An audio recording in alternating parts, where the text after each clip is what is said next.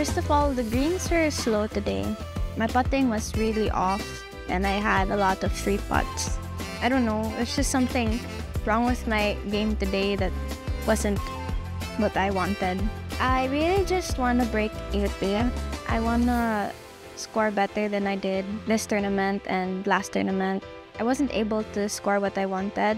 I want to be able to get below 76 for the next 2 days.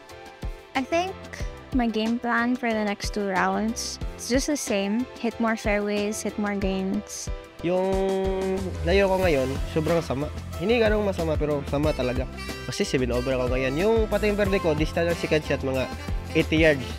Yung adjustment ko kahapon, saka ngayon, iba kasi yung ngayon, play safe lang ako eh. Yung game plan ko, mas gagalingan ko yung pitch saka yung putt.